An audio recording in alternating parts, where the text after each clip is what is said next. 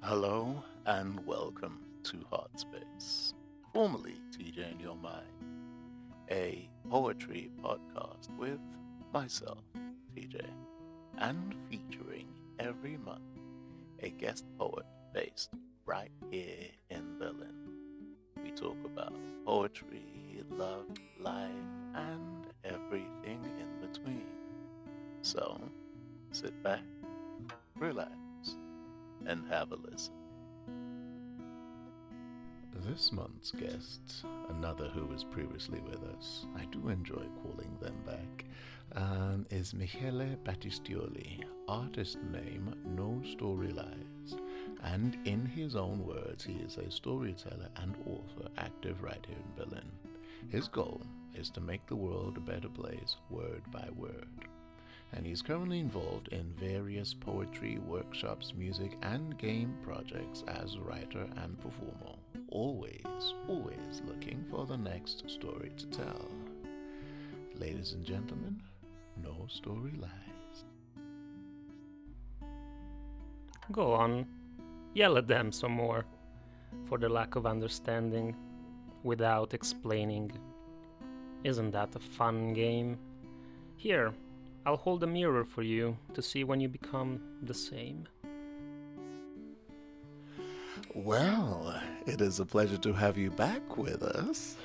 Hello, guess who's back? It's me, Michele. Wahoo! Are we gonna get copyright claim from? Well, at least you didn't say Mario or Wario, so we're good. You said it though. Oh, that's true. So I did. yeah, I guess. Well, thanks everybody. That was the good run. Yeah. Nevertheless, yes, it is a pleasure to have you back. Thank you. Same, likewise. Well, thank you. So, as is always the case, I never hear the artist's poem until they record it. And I'm always curious to hear what they bring. And that was a very short and concise. Can you talk us through it a little bit? Yeah, I think my evolution as a poet went from writing a lot, very detailed things, very explicative and describing scenes and so on, which I think can be a style. But I notice how I feel like I perform better when I have very concise and very dense poems, dense with meaning, dense with the stuff that people can interpret it the way they want. So recently I started doing more short poetry. A friend of mine called it snappy poetry. Snappy poetry. Yeah, okay. because I do a few, sometimes a bit annoyed or I don't know. I noticed I'm often inspired by things that bothers me. For example, in this poem, it's interesting when there's people that talk about things we should do this, we should be more like that, and we're all good at preaching, because this and that. It's we have the correct opinion, we have the correct view of the world. Yeah. But then you see that they do the same thing, they criticize, which is interesting, right? And so all these words that we like to use. Safety, inclusivity. Berlin is very a space for that. But I feel a lot of times it's just empty words also. That's the difference is that, just written on paper somewhere, the difference is that you actually believe them, you live them, and you also act on them. Yeah. So it's not simply, a space is not safe or inclusive just because it's written, Yes. somewhere. Yeah. It's something that you actively do. All the people contribute to that. Yeah. So yeah. Interesting. Okay, so I'm curious as to your take when it came to translating. So we're looking at the message of "do not mock," and I'm guessing that's where yours came in from.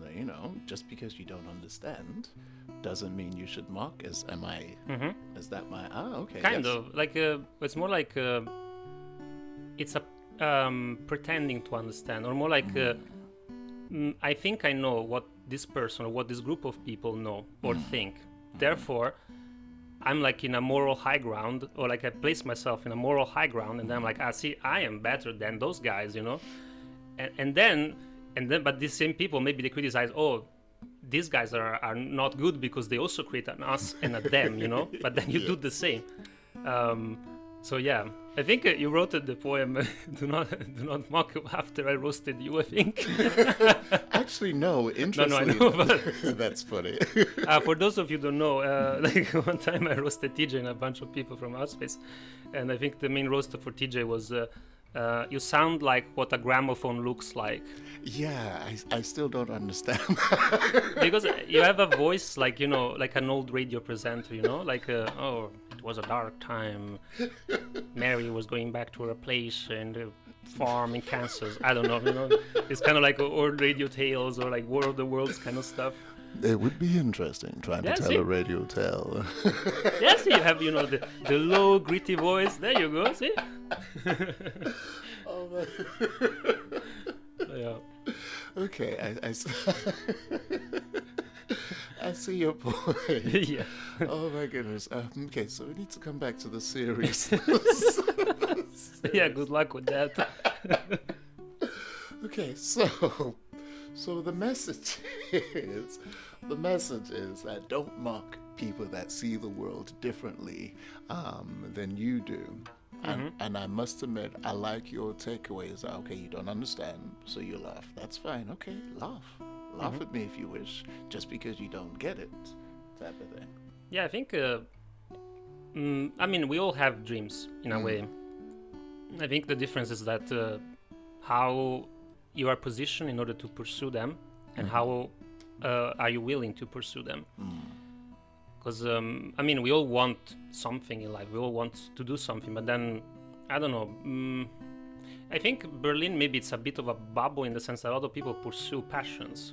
And there's a lot of like musicians, artists that kind of like come here and they're like, oh, this is the perfect place for me. I have international people. I have lots of events, lots of Berghain, you know, the classic. And it's a place where like people really try to live their dreams, and you know, you can live them to a certain extent, you know. Even, you know, performing at an open mic, it's not like, I don't know, the Apollo Theater, you know, or something, but it is you're still doing the thing, and it's still a start. That's how people start, you know. And yeah, I think our dreams in the end, they need to mostly make sense for us. I don't pretend people to understand my vision for myself, or like my humor, for example. That's the classic thing. But it's more like it is more for me to understand and interpret it. And I'm happy to share like my accomplishments, my failures, my learnings. You know, it's a journey that all the people are part of.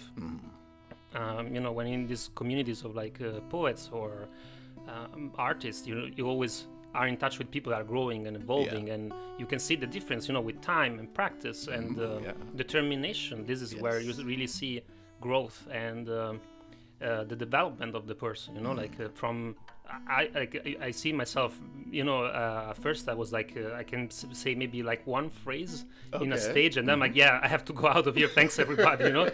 And then I did shows, I did like stand up, I don't know, like this kind of stuff. So I think my favorite part of your poem is the one that says the dreamers who stand in the path of the storm and believe with all that they have that they can withstand it. I think that's also, it's metal AF. See, I censor myself. You did indeed. You did indeed. Hi, TJ's mom. Oh, God. This is all very PG, very clean. Okay. Okay, just as an explanation, he asked if he could swear, and I said no because my mother listens to this, so this is why he said hi, TJ's mom. Yeah. Now I'm terrified of her. No. Actually, interestingly enough, my mother was here in Berlin recently. She met She met Whitney from Heartspace and Martina. She met them. You know, so we had a blast. Hell yeah. Does your mom write as well? Yes and no. Not from a poetry standpoint, but yes, she does indeed. So it runs in the family, kind of. In a sense, yes. Yeah. Well, I think we're all creative in our own different ways, aren't we? I mean, in terms of, it could sometimes it simply be in the way that we think at work. You know, we're doing a certain thing in a particular way, and we say, can I try it this way? that is creative. It's not necessarily deciding to sit down and write, the way that you and I do, but all sorts of, it is creativity that drives innovation, or is it the other way around? Innovation, no, creativity drives innovation. It is from that creativity that we build cars and planes and whatever, what's that? Planes, trains, and automobiles. Yeah, the little train models, that's the good stuff. Oh my! But yeah, so I like the storm part, exactly because I think the storm is really what tests you, you know, how determined you are. And also, I'm not a fan of those people that are like, oh, you should like work 70 hours a day and not sleep and, do all you can, because like that's a way to destroy yourself. Therefore, you cannot live a dream without you actually living. Exactly. Exactly. So I think there's a good balance between something that fulfills me, us, people, to, I need to survive, and also I need to, go on and be ideally happy, or, Exactly, yeah. It's not like I have to do this because, I think a lot of people talk about, you don't say you love this art or love this poetry or something. You are obsessed with it. That's the difference. Yeah. It's like, I don't know. I think with recent, politics and politicians, we know like what happens when you have. Yeah, obsession may not necessarily be the best. Exactly. So also sometimes dreams are not amazing. Yeah. Like we see a lot of, I think, decisions in the international world that are led by a dream. Exactly. It's just that it's a dream that I think includes very few people that can afford it. So and I think you've brought us all the way around to a point that we looked at a while back, because oftentimes, the present lessons that we teach ourselves are, let's do what's best for yourself. That's the big thing now. I will do what's good for me and don't worry about anyone else. But that's not love in any way, shape, or form, because what's good for me, as you've said, there are people out there that are doing what they believe is good for them, but it's very bad for other people. So it has to be more than simply it's good for me. It has to be, okay, it may in this moment not be good for me, but it's good for someone else. It may in this little bit here. For me, I always think of my mother in times like that, because that's my example of love. That's where I learned it from.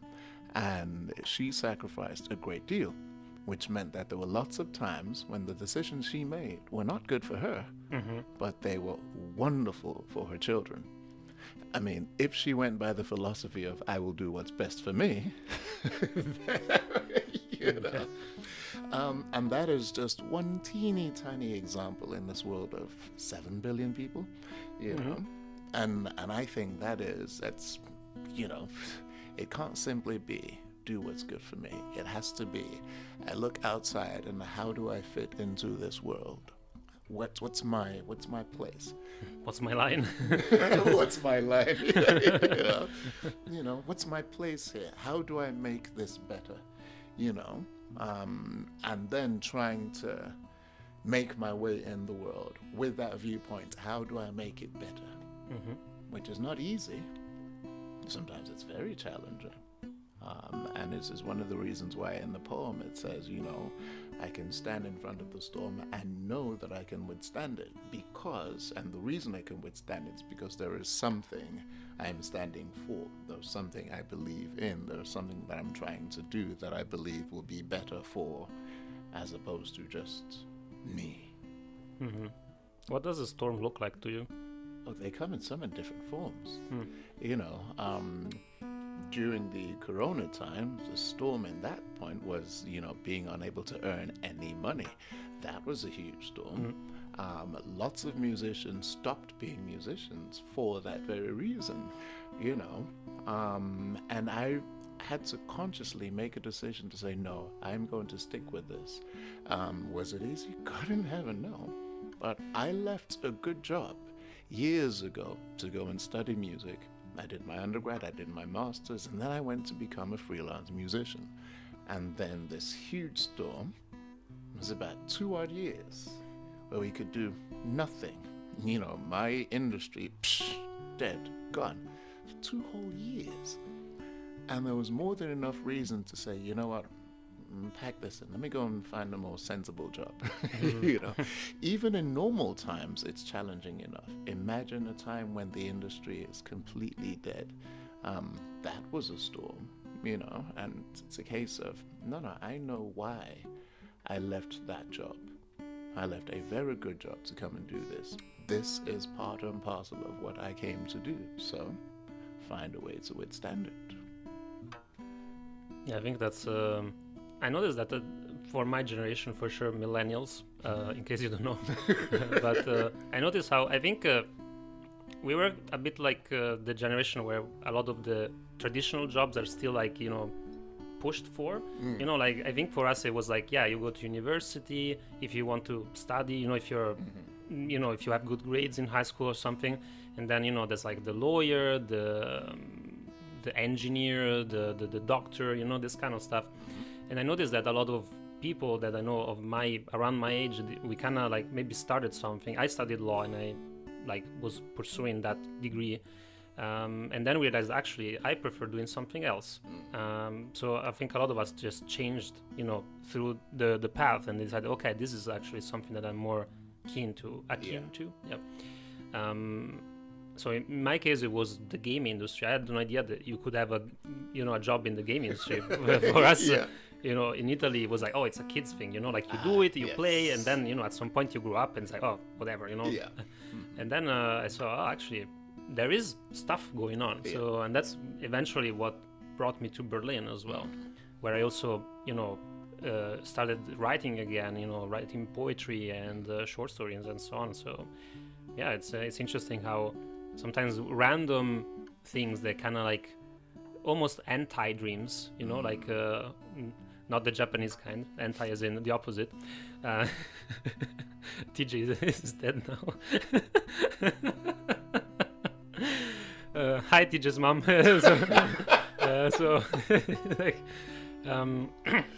Kind of like pushes us towards, make us realize our dreams, and that's also a part why a lot of times people don't understand our dreams, because we don't know our dreams ourselves. Yes, true, actually. You make a good point there. Like, we have an idea, this is what I want to do, something that fulfills me. And the problem is, it's a case of, okay, finding that thing that fulfills. How is it? Because it's not this and it's not this. And I started to realize that it's bits of different things cobbled together. So it's not just one thing. It's not just, so for me as a musician, it's not just singing. It is also writing poetry. It is also, compiling that poetry into books. It is also trying to create heart space. Mm-hmm. All of those together. And suddenly I start to feel a bit more, okay, yeah. And at one point I thought it was just music. But then I realized that is one vehicle for all the same thing. It's just one medium, mm-hmm. The music, the songwriter, or the entertainer, one medium. Poetry, one medium. But for me, heart space is almost a bigger thing. It's the thing I'm having to grow from the ground up. That is a different type of challenge, and it's trying to learn how to, as it started, okay, it is this, okay, no, it's become this, or as you called it, a cult. It's not a cult. Sure, TJ. And, the more you say it, the less believable it is, yeah. Sure, yeah. And trying to grow it and trying to steer, and that's all part of the dream, which I never knew it was when I started it, and as different challenges come within that, it's a case of, okay, let's steer, okay, no, I don't want that, steer back that way. Mm-hmm. And it's all, as you said, it's not even a case of the dream changing, it's maybe maturing, seeing what's around, seeing what's needed, and then how does this heart of mine fit into what's needed, and then find a way to, meander around that or into that. Yeah, and also, I think it also fuels the other stuff, because I think, I guess it's a kind of like a parallel. I think the evolution of poetry with time came to thinking about more the meaning and what you say, the content rather than the form. I think old style poetry, like the classic ones, is very like, oh, I have my pretty metric, I have exactly 11 syllables here, and then I have a sonnet and a rhyme here, like ABBA, or, and it's like, oh, that's so pretty. But I think now it's more like a time where we say something. Like, I think as much as I can, define myself as like a poet, a writer, a storyteller, or whatever, at the end of the day, I'm always someone that has things to say. That's really the phrase that really describes me at a base level. And then it takes different forms, which can be poetry, can be short stories, stand-up comedy. It's still like a message or something that I want to tell people, and then okay, in which form it comes, for you, I think it can be poetry or like music, songs, or creating a space, having this community kind of thing. That's also a way, like, to express yourself. Absolutely, yeah. It is very much, I agree, absolutely for me. And I think about that a lot, especially when I'm writing a song, because what I tend to do is when I have a melody and I have a feeling, have an emotion, I say, do I have a poem that says this? And then I go and find the poem, and then I translate it into the lines of it. So the poem is sort of the, what I learned in uni, the urtext. That is the original, that's the That's the OG, yo. Yeah. Yes. And Shakespeare gang, yo. and then I translate that into the melody of the song. So yeah, absolutely, it's from that. And I agree with you. It's a case of, I have something to say. I've got something I want to share with the world. And in some cases, it's sharing it with people within a specific community who will then branch out and share. Or it's through music, getting on stage and acting a fool with a mic in hand. A lot of fun too, in all of these different ways. And absolutely, without a doubt, how this dream comes about, it's hard to define. We often think it's one thing, but then it realizes it's so many other different things, which is so much fun. Yeah, that's the beauty of it, it's always evolving and changing, because imagine if we have like a dream that is that static, and then it's like, oh, okay, maybe I get there, and then okay, well, now that's it, like that's exactly. Okay, thanks everybody, that's my cue, exactly, this kind of stuff. I used to think about that a lot when, because I loved Michael Jackson, and when he had his Off the Wall album, he was disappointed with because it only got 1 Grammy. But then the next album, the Thriller album, where he got everything, and you're like, okay, where do you go from there? I guess you open like a Luna Park. And he literally, after that, tried to some great but the Bad album was a great album, but next to Thriller became the second biggest selling album, but it could never top that because he had reached that peak, and then it was just, okay, what now? And that's part of the whole thing about the dream that evolves and grows and becomes, and I love the idea, absolutely. Yeah, I think it shows also the cost of dreams too. Gosh, yes. Either on yourself or others. I notice how it's always interesting when we have people that maybe have been successful, like in a conventional way. That is like, I made a lot of money. I've founded, 4 companies or whatever it is. And maybe they tell the story and they're like, oh, I did, I worked 80 hours a day for 4 months. Or like I didn't sleep for a week, or I spent all my money on this, investment and stuff. Yeah. And it's always easier to kind of like see this as a successful story when actually they achieved that. Because if we hear the same story from someone, it's like, oh, but I didn't make it. That's like, oh, what an idiot, you know? Exactly. And it's like, yeah, that's interesting, you know, the difference, because like once we achieve something, then it's like everything feels like, okay, it was justified, you know? Maybe the people that were hurt, or like you were hurt, maybe, you know, yourself. Gosh, yes. So then, but then it's fine, you know, I made it. Now I have $2 billion, bro. Like, yo, I'm the best because I made it, and who cares about the others, you know? So there's also that. So, Michele, as we come to our end, what is your final message to the listeners without any swear words? I was about to say a swear word. I think it's important to have dreams, and kind of like to have multiple ones, and always have something next to you that you can go to when you need as much as possible, even something very small. I think you know, if you like writing or painting and something, like just make something once in a while, every day, however you feel, but keep some of your dreams closer to you, and then have some others that kind of like help you go through and push through, and maybe dreams that have connections with others, so we can, you know, live more like in connection with other people, and, you know, maybe share dreams, help each other with dreams. That's a way to see life, maybe. No, I agree with you wholeheartedly on that one. Who is it? Bell Hooks, who said that love isn't love if you don't bear your community in mind with you. So you can't just say you're practicing love and just focus on you, but if you don't have others in mind, then it's not really love, it's just an exercise in narcissism, she said.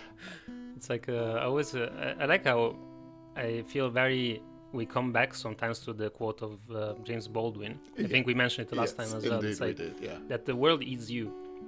What you do in the world is also what you do to yourself, and vice versa. So you cannot do something and not think that will not have consequences on the outside. It's always connected in some way or another, whether we like it or not. So I like that. So yes, as you dream, think of the world around you. So thank you ever so much, Michele. It's been a pleasure. Thank you as well. You're welcome. Do not mock the dreamers. You cannot see what they see. You cannot hear what they hear. You cannot know what they fear. Do not mock the dreamers. They live elsewhere. They live in the realm of possibility, and they look at you with sympathy. You don't understand. You don't touch the sky. You cannot know the voice of the universe. You cannot hear its beating heart. You cannot see the things that they see. You cannot hear the things that they hear.